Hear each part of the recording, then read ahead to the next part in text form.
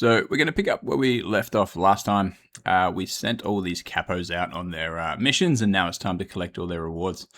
So if you go into the crew tab on the left-hand side, hit the collect all rewards, and it will bring up and show what each of these capos made on their hustling missions.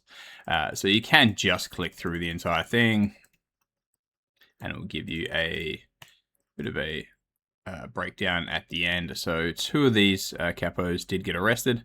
We got to pay 15 and 27 for their bail, so they didn't make any money. But you see some of these, like Inca, got 516 and 163. So that's how you earn one portion of the racket.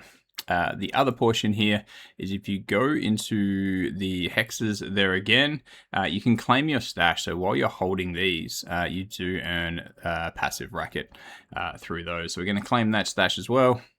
We're up to 3K racket. So next part we're going to look at is going to be going through the achievements tab and the new part that they just brought through where you get to earn $10 worth of free card packs. So let's jump into the achievements tab. You can see that we've got 4 that we have not collected yet. Basically, inside the achievements tab is things that you're doing inside the game. Once you complete them, you either get some more racket, which you can then use for crafting, or you also get the CB, which is a contraband. That's what you use to then buy some packs. So we did get a few rewards here for those first few missions and things like that we've done. So we'll claim all these. Have a look at where our racket sits, and then we'll have a look at the brand new feature that they do have in with getting some packs for free. So claimed all our rewards. We're up to 36K in racket. We can start crafting some materials, some gear, which we can either put on our capos or we can sell on the marketplace for USD or some SOL. So what we're going to look at in this one is going to be the $10 that we are going to be earning from this one. So we'll look at the jobs we've got. We've collected 50 cents here, and another 75. So we've got $1.75 to buy some packs. The packs, we can get some packs for $5, so we're going to try and complete this now through the video. We'll go through all of the things that you do need to do, and we'll go rip a couple of the free packs. Really good for people starting, especially in that starting zone where you're only getting those packets. That you can buy with the racket. You'll be able to get some, most likely some rare, possibly even some epic capos to continue on. So let's go through what we need to do. So we need to win a takeover as the weaker side for this one. Build your crew, get 4 of your districts touching. So that one is trying to get 4 of these all together. So if we look at where we're holding at the moment, we could then try and get smokestack, lookout point, and shadow lane. With the capos that we do have, these are probably going to be the easiest ones to get for us. If we look at this, that's probably not going to be available at this point. We can challenge this territory. They've only got 1 bar there. So we're going to try and take that one. We'll send our best capo, and we'll find out in about 20 minutes. The other one we can go for is lookout point. We can definitely try and take this one as well. See what happens there. And the last one we'll try and take then will be probably Iron Yard. No, I don't think our capos are quite strong enough yet. Most likely not strong enough for this one, but we will take this one with a high passion. We may have a small chance we might get lucky on the rolls. All right, what else do we have to?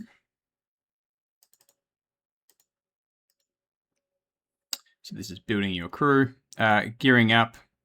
4 slots, so we need to craft something and put it in to the slots. We'll do that next.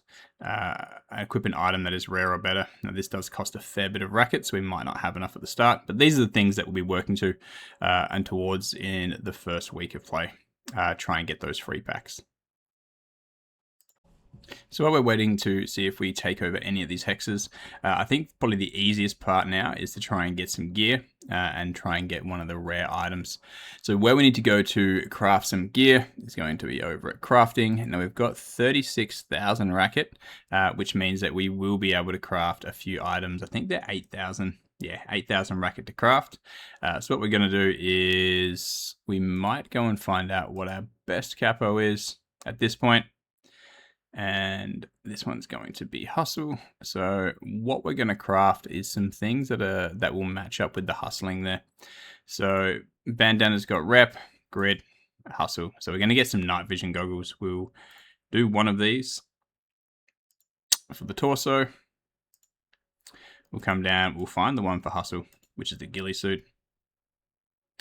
We will craft one of these. And these take half an hour to craft. So we will come back with the hands. We'll do the lockpicks again for the hustle and try and really boost that stat. That's going to help us earn some more racket moving forward as well from that character.